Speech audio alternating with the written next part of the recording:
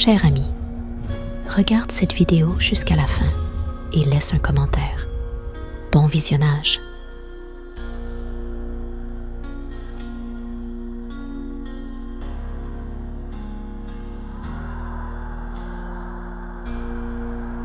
Quelle que soit la météo dehors, chaque nuit, quelque chose fredonne doucement en passant dans notre rue. Lorsqu'il passe à proximité, cela s'entend même dans le salon et dans la cuisine. Cela se produit toujours à la même heure, à 3 heures du matin.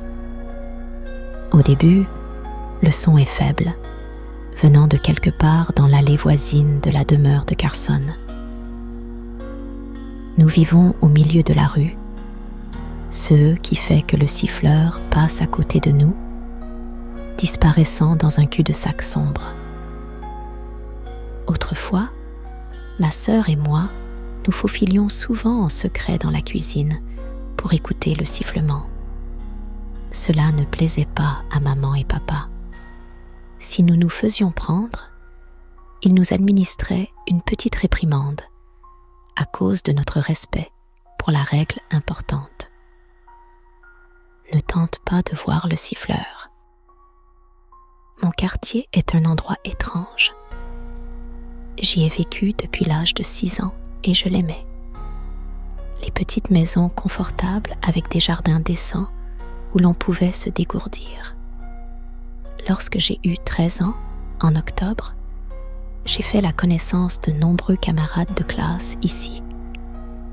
Nous nous promenions l'été d'un perron à l'autre et nous jouions au carré dans le cul-de-sac. C'est ainsi que nous avons grandi.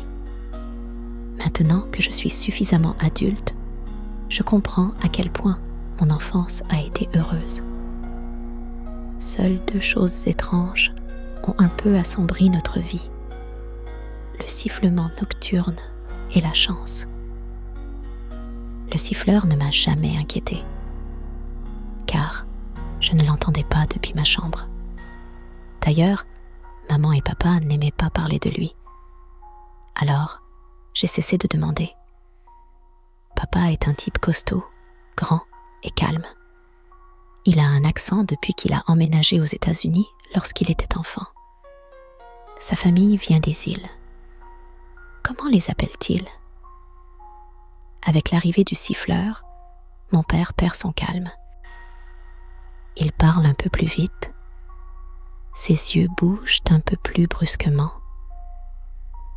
À ces moments-là, il essayait de nous distraire de ce qui se passait et nous rappelait toujours la règle importante: ne pas regarder dehors lorsque le siffleur passe. Ce n'est pas que nous puissions le faire, même si nous le voulions. Vous comprenez ? Chaque fenêtre est fermée par des volets, de lourds morceaux de bois épais. La nuit, on ne peut même pas apercevoir le plus petit rayon de lune, car les volets ferment les fenêtres du haut en bas. Tous les volets sont fermés par de petits verrous, semblables à ceux qui ferment les journaux intimes.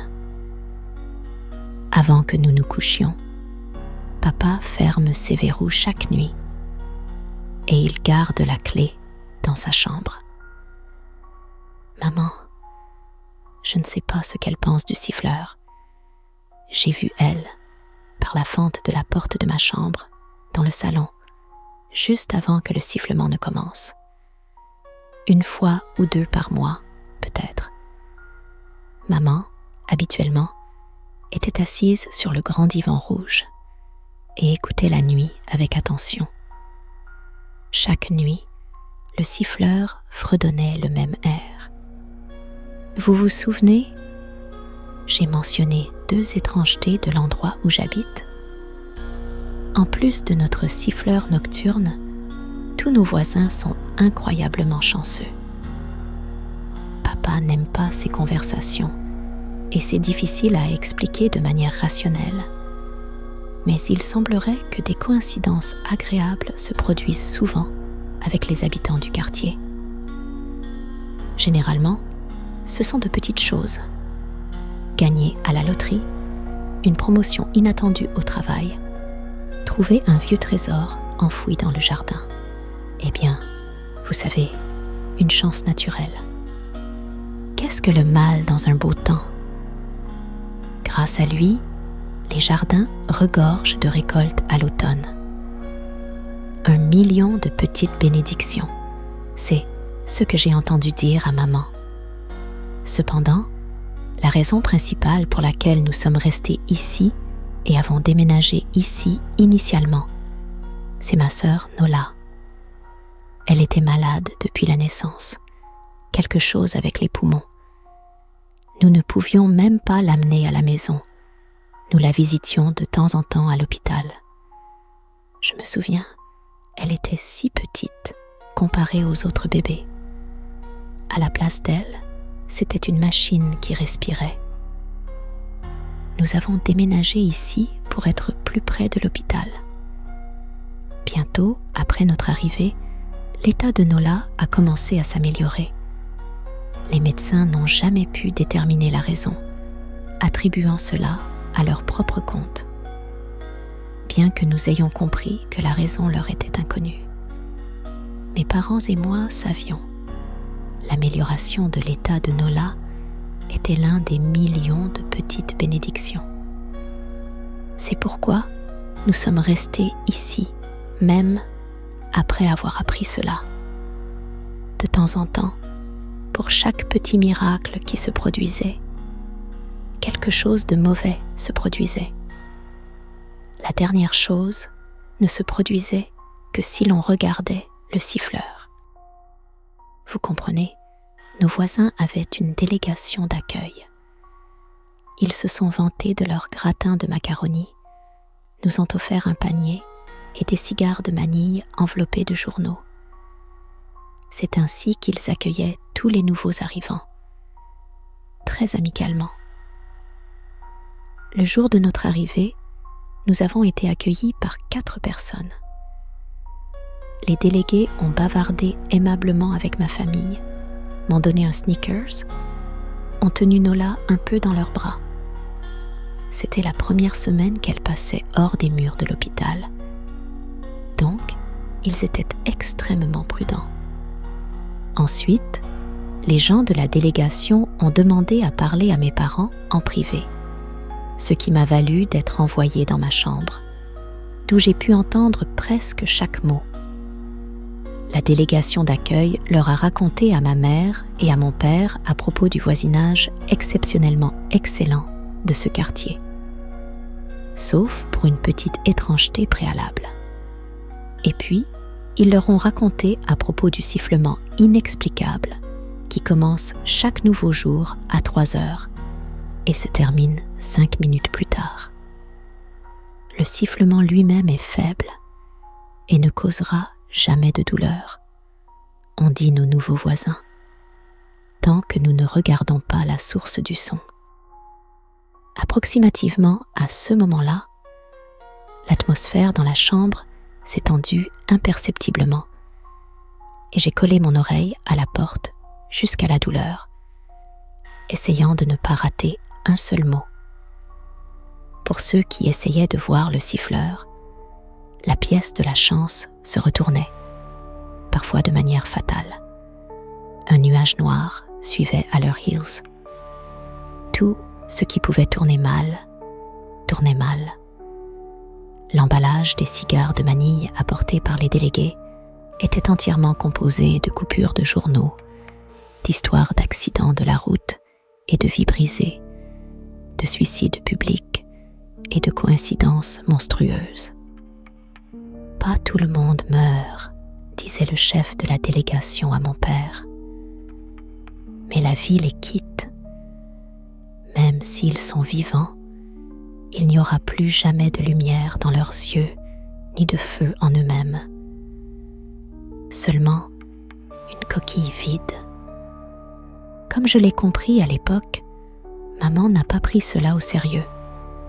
Elle a continué à demander s'il faisait ce genre de plaisanterie avec chaque nouveau voisin. À un moment, maman s'est mise en colère. accusant la délégation de vouloir nous effrayer de notre nouvelle maison. Elle les a même accusés de racisme en raison de l'origine de papa. Il a calmé ses esprits en disant que nos voisins étaient sincères et essayaient de nous aider, car il avait grandi en entendant ces histoires de la bouche de sa mère, ceux qui lui avaient appris à connaître les étranges créatures qui vivent parmi nous. Certaines étaient bonnes, certaines étaient mauvaises, mais la plupart étaient simplement différentes. Après cela, nous avons accompagné nos nouveaux voisins à la quincaillerie, acheté des volets et des verrous, et les avons installés sur chaque fenêtre de la maison avant la fin de la journée. À 3 heures du matin, je suis sortie de ma chambre. Dans le salon, papa m'attendait déjà.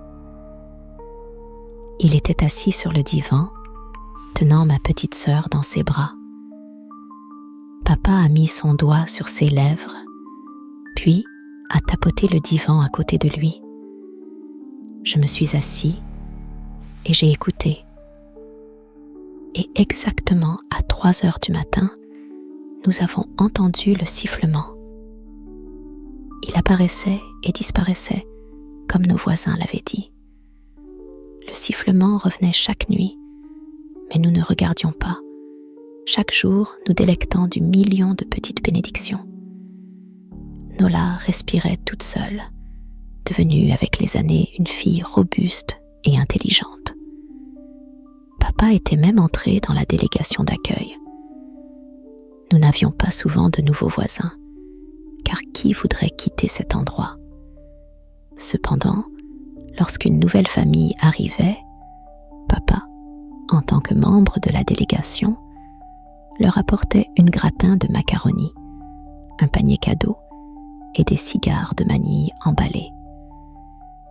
Il me suffisait d'un regard sur le visage de mon père, à son retour, pour comprendre s'ils avaient pris les mots de la délégation au sérieux ou si nous aurions bientôt de nouveaux voisins.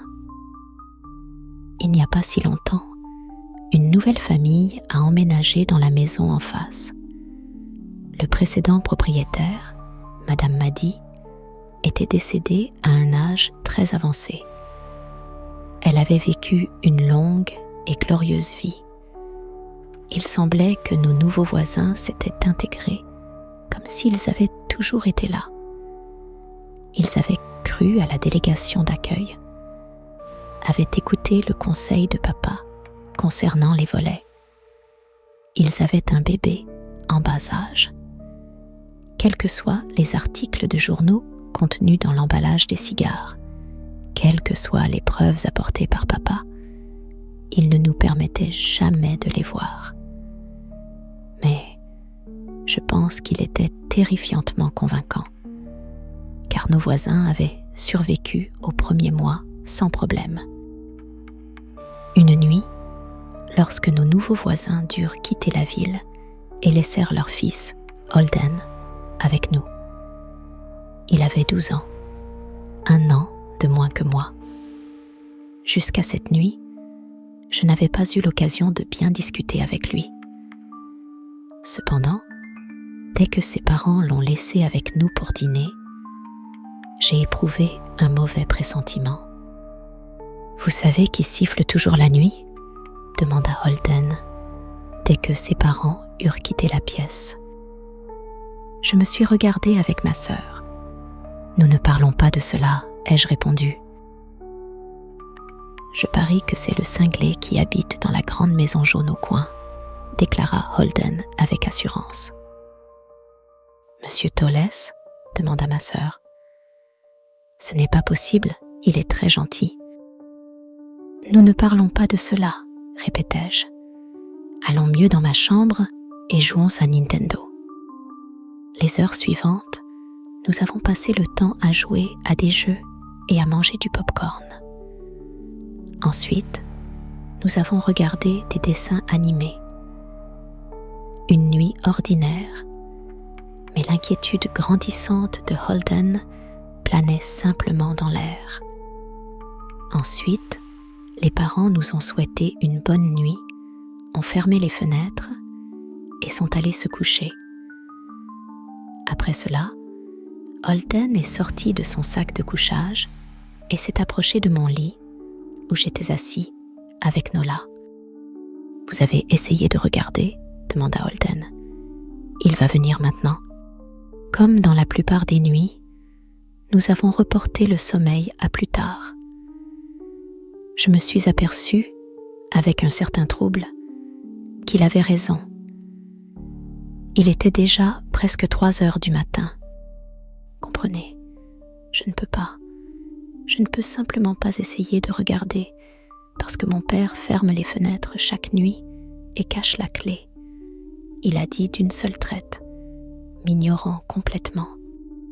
Comme notre papa, dit Nola en réponse à sa tirade. Non, répondit Holden.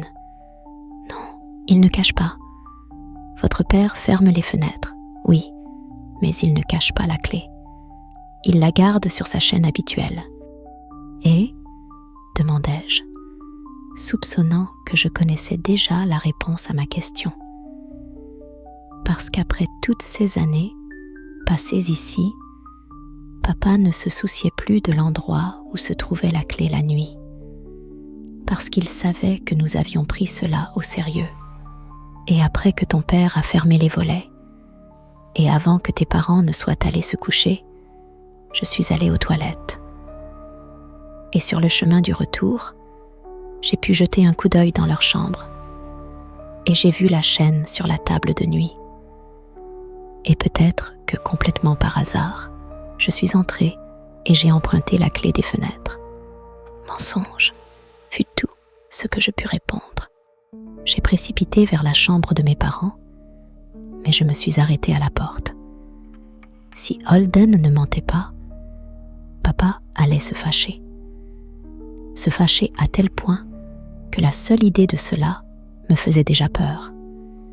Mais ce qui me faisait encore plus peur, c'était la fenêtre ouverte, alors que le siffleur rôdait dehors.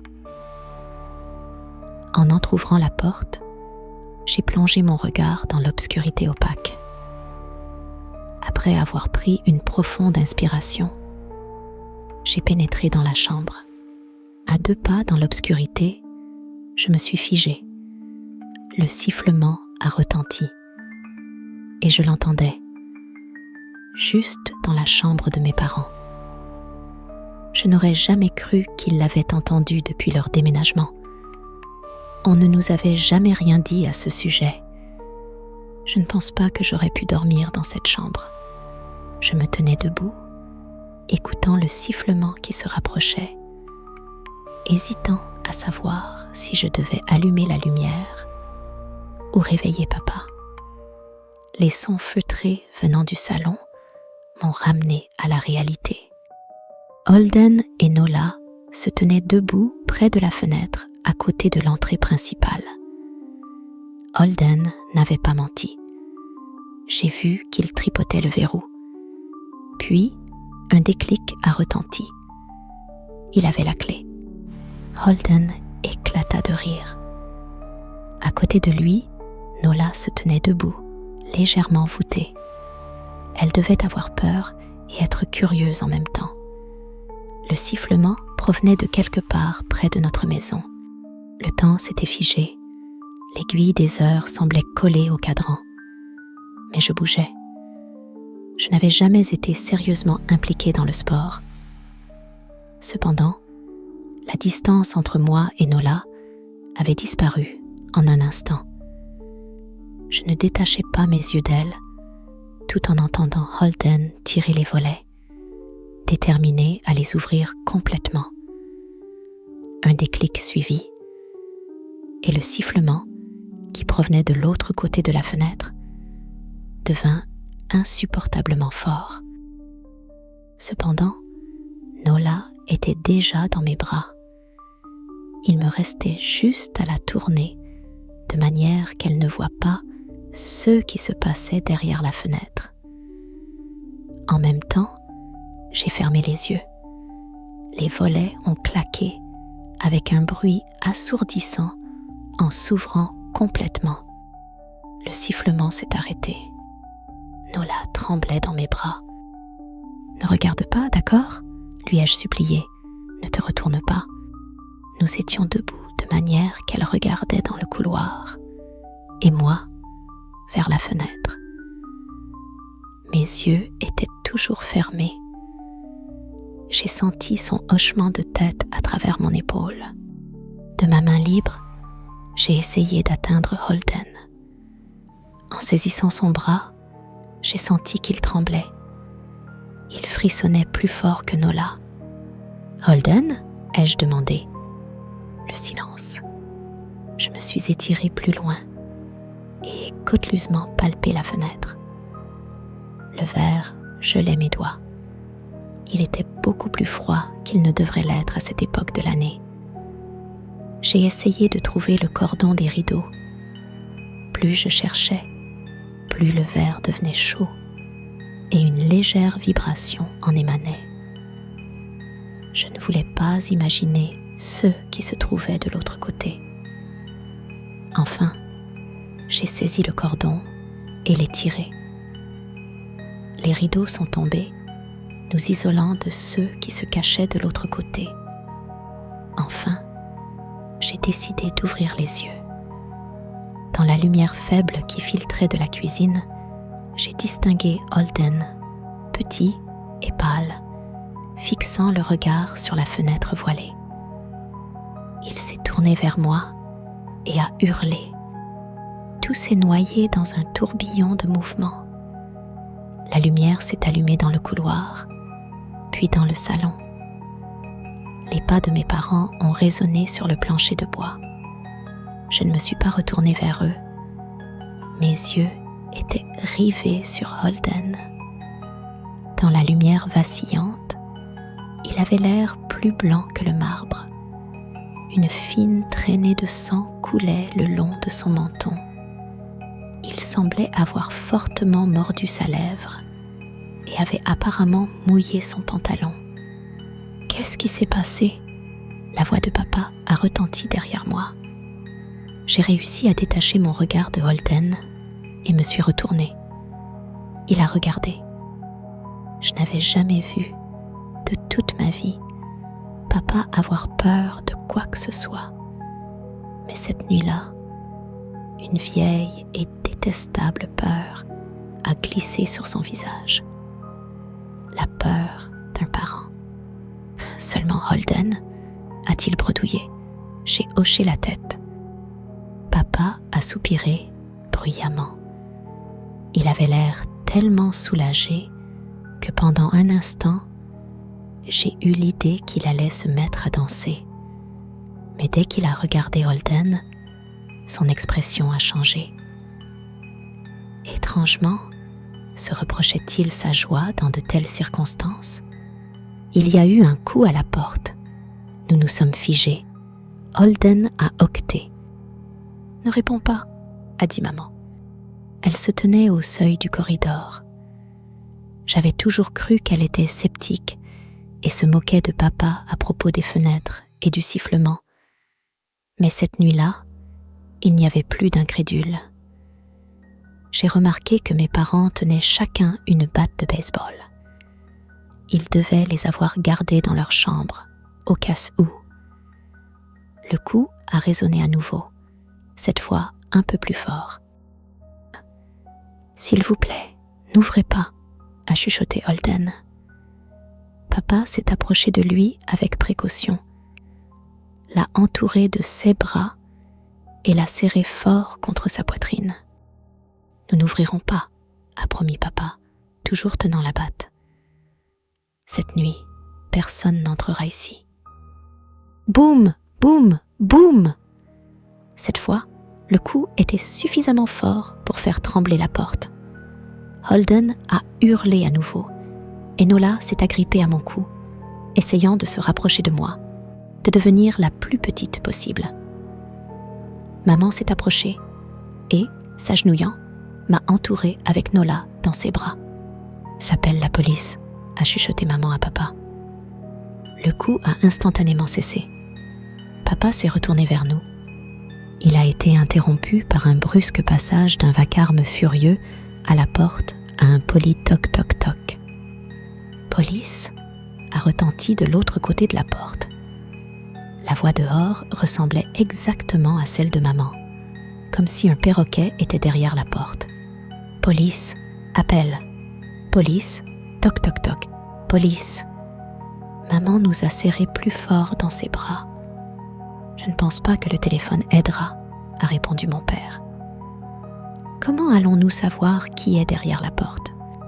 Le coup a repris avec une nouvelle force, encore plus fort que précédemment. La porte a tremblé. Puis, elle s'est arrêtée. Après une longue pause, le coup a retenti à nouveau, cette fois à la porte de derrière. Nous nous sommes tournés vers la porte de derrière et le coup a immédiatement repris à la porte d'entrée. Aller-retour, aller-retour, fort puis faible, puis à nouveau fort. Soudain, le bruit a retenti des deux portes à la fois, des coups puissants et lourds, comme si on frappait avec une masse. Puis a suivi un tapotement sur toutes les fenêtres, puis sur les murs. C'était comme si nous vivions dans un énorme tambour et que des dizaines de personnes essayaient de jouer en même temps, ou comme si nous étions une tortue et que quelque chose essayait de nous extraire de notre carapace. « Arrête !» a hurlé Holden. Le bruit a cessé. « Je ne dirai rien à personne », a dit Holden, sans détacher son regard de la porte. « Je promets, je ne dirai rien de ce que j'ai vu. Juste, s'il vous plaît, partez. » Nous avons attendu environ 1 minute. Puis a suivi un doux toc-toc-toc venant de la fenêtre que Holden avait regardé plus tôt. Holden a commencé à pleurer, gémissant comme s'il était condamné à mort, ayant vu un volume de corbeaux derrière les barreaux de sa prison. Papa l'a serré dans ses bras, a passé sa main dans ses cheveux, mais n'a pas menti, n'a pas dit que tout irait bien. Le tapotement à la fenêtre a continué toute la nuit restante. Nous nous sommes installés tant bien que mal dans le salon. Je ne suis même pas sûre du temps que nous avons passé ainsi. Finalement, maman a essayé d'emmener les enfants dans ma chambre, tandis que papa restait à garder la porte. Cependant, littéralement 1 seconde plus tard, le coup est revenu avec une telle intensité qu'il était impossible de l'ignorer. J'ai même commencé à craindre que la porte ne tienne pas. Dès que nous sommes revenus dans le salon, le coup a cessé. Il ne restait que le faible toc-toc-toc à la fenêtre.